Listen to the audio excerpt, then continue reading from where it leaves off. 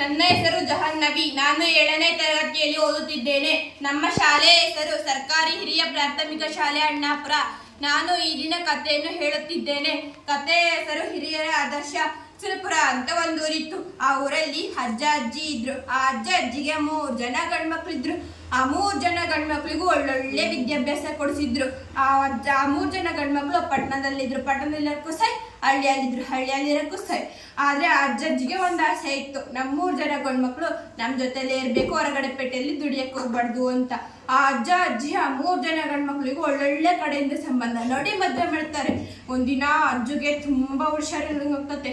ಆಗ ಅಜ್ಜ ಅಜ್ಜಿಗೆ ಹೇಳ್ತಾನೆ, ನೋಡವ್ವ, ನಾನು ಇನ್ನ ಎಷ್ಟು ದಿನ ಬದುಕ್ತೀನೋ ಗೊತ್ತಿಲ್ಲ.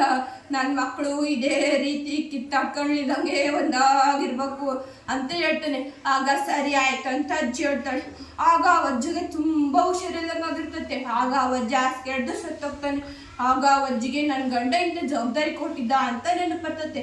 ಆಗ ಅಜ್ಜಿ ಆ 3 ಜನ ಸೊಸೆಂದ್ರನ್ನು ಕರೀತಾಳೆ. ಆಗ ಅಜ್ಜಿ ಹೇಳ್ತಾಳೆ, ನೋಡ್ರಮ್ಮ, ನಾನು ನಿಮಗೆ ಒಂದೊಂದು ಮೂಟೆ ರಾಗಿ ಕೊಡ್ತೀನಿ. ಆ ಒಂದೊಂದು ಮೂಟೆ ರಾಗಿನ ನೀವು ನನಗೆ ಮುಂದಿನ ವರ್ಷ ತಗೊಂಬಂದು ಕೊಡಬೇಕು ಅಂತ ಹೇಳ್ತಾಳೆ. ಆಗ ಸರಿ ಆಯ್ತತ್ತೆ ಅಂತ ಒಂದೊಂದು ಮೂಟೆ ರಾಗಿನ ತಗೊಂಡು ಕೊನೆಗೆ ಹೋಗ್ತಾರೆ. ಮೊದಲನೇ ಸೊಸೆ, ನಮ್ಮ ಅತ್ತೆ ಇನ್ನು ಮುಂದಿನ ವರ್ಷಕ್ಕೆ ಇಳಿರೋದಲ್ಲ, ಅಷ್ಟೇ ತನಕ ಈ ರಾಗಿ ಮುಟ್ಟೆ ಇಟ್ಕೊಂಡು ಏನು ಮಾಡೋದು?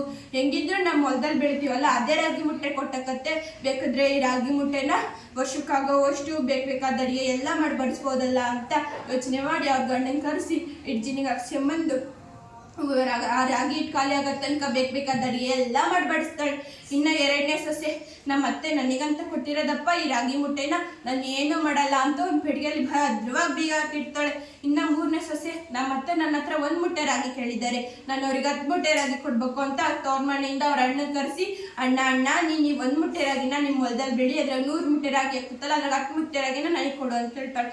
ಆಗ ಸರಿ ಆಯ್ತಮ್ಮ ಅಂತ ಅವ್ರ ಅಣ್ಣ 1 ಮೂಟೆ ರಾಗಿನ ಅವ್ರ ಹೊಲದಾಗ ತಗೊಂಡೋಗಿ ಬೆಳಿತಾನೆ. ಆಗ ಮುಂದಿನ ವರ್ಷ ದಾವದಿ ಮುಗಿತತೆ. ಅವ್ರ ಅತ್ತೆ 3 ಜನ ಸೊಸೆಂದು ಕರೀತಾಳೆ.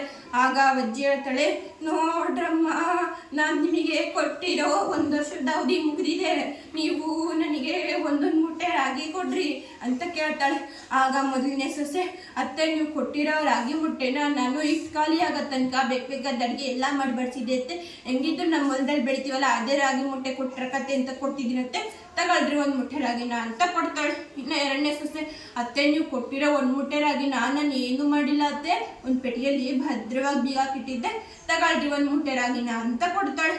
ಇನ್ನು 3ನೇ ಸೊಸೆ, ಅತ್ತೆ ನೀವು ನನ್ನ ಹತ್ರ 1 ಮೂಟೆ ರಾಗಿ ಕೇಳಿದ್ರಿ, ನಾನು ನಿಮಗೆ 10 ಮೂಟೆ ರಾಗಿ ಕೊಡಬೇಕು ಅಂತ ಇದ್ದೀನಿ. ನಮ್ಮ ಹೊಲದಲ್ಲಿ ನಮ್ಮ ಅಣ್ಣನ ಕರೆಸಿ ಅವ್ರ ಹೊಲದಲ್ಲಿ ಬೆಳೆದಿದ್ದಾರತ್ತೆ 100 ಮೂಟೆ ರಾಗಿ ಆಗಿದ್ದಾವೆ, ಅದ್ರಾಗ 10 ಮೂಟೆ ರಾಗಿನ ಒಂದು ಎತ್ತಿನ ಗಾಡಿಯಲ್ಲಿ ತಗೊಂಬರ್ತಿದ್ದಾರತ್ತೆ ಅಂತ ಹೇಳ್ತಾಳೆ. ಆಗ ಅವ್ರ ಅತ್ತಿಗೆ ತುಂಬ ಖುಷಿ ಆಗತ್ತೆ. ಆಗ ಅವ್ರ ಅತ್ತೆ ಯೋಚನೆ ಮಾಡ್ತಾ ಇರ್ತಾಳೆ.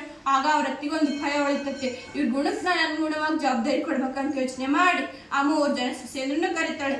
ಆಗ ಮೊದಲನೇ ಸೊಸೆಗೆ ಹೇಳ್ತಾಳೆ, ನೋಡಮ್ಮ, ನೀನು ಖಾಲಿ ಆಗೋ ತನಕ ಬೇಕಾದ ಅಡಿಗೆ ಎಲ್ಲ ಮಾಡಿ ಬಡಿಸಿದ್ದೀಯ, ನೀನು ನಮ್ಮ ಮನೆಗೆ ಯಾರು ಬಂದರೂ ಹಸ್ಕೊಂಡು ಹೋಗಕ್ಕೆ ಬಿಡಲ್ಲ, ನೀನು ಅನ್ನಪೂರ್ಣೇಶ್ವರಿ ಇದ್ದಂಗೆ ಅಂತ ಅವಳಿಗೆ ಅಡುಗೆ ಮನೆ ಜವಾಬ್ದಾರಿನ ಕೊಡ್ತಾಳೆ. ಇನ್ನು 2ನೇ ಸೊಸೆಗೆ, ನೋಡಮ್ಮ, ನಾನು ಕೊಟ್ಟಿರೋ 1 ಮೂಟೆ ರಾಗಿನೇ ನೀನು ಒಂದು ಪೆಟ್ಟಿಗೆಯಲ್ಲಿ ಭದ್ರವಾಗಿ ಬೀಗ ಹಾಕಿಟ್ಟಿದ್ದೀಯ, ಇನ್ನು ನಾನು ಕೊಟ್ಟಿರೋ ಚಿನ್ನ, ಒಡವೆ, ಬಂಗಾರ, ದುಡ್ಡು ಇವನ್ನೆಲ್ಲ ಯಾಕೊಂದು ಪೆಟ್ಟಿಗೆಯಲ್ಲಿ ಭದ್ರವಾಗಿ ಬೀಗ ಹಾಕಿಡಲ್ಲ ಅಂತ ಅವಳಿಗೆ ಬೀಗದ ಕೈ ಕೊಡ್ತಾಳೆ. ಇನ್ನು 3ನೇ ಸೊಸೆಗೆ, ನೋಡಮ್ಮ, ನಾನು ಕೊಟ್ಟಿರೋ 1 ಮೂಟೆ ರಾಗಿನೇ ನೀನು 10 ಮೂಟೆ ರಾಗಿ ಮಾಡಿದೀಯ, ಇನ್ನು ನಾನು ಕೊಟ್ಟಿರೋ 1 ರೂಪಾಯಿನ ನೀನು ಯಾಕೆ 10 ರೂಪಾಯಿ ಮಾಡಲ್ಲ, 10 ರೂಪಾಯಿನ 100 ರೂಪಾಯಿ ಮಾಡ್ತೀಯ ಅಂತ ಅವಳಿಗೆ ವ್ಯವಹಾರ ಜವಾಬ್ದಾರಿ ಕೊಡ್ತಾಳೆ. ಅವ್ರವ್ರು ಯೋಚನೆ ಮಾಡ್ದಂಗೆ ಅವ್ರ ಅತ್ತೆ ಜವಾಬ್ದಾರಿ ಕೊಟ್ಟಿದ್ದಕ್ಕೆ ಅವ್ರು ಯಾರು ಕಿತ್ತಾಡ್ಕೊಳ್ಳಿಲ್ಲ, ಒಂದಾಗ ಸುಖವಾಗಿ ಬಾಳ್ತಾರೆ. ಈ ಕಥೆಯ ನೀತಿ ಕೂಡಿ ಬಾಳಿದರೆ ಸ್ವರ್ಗ ಸುಖ.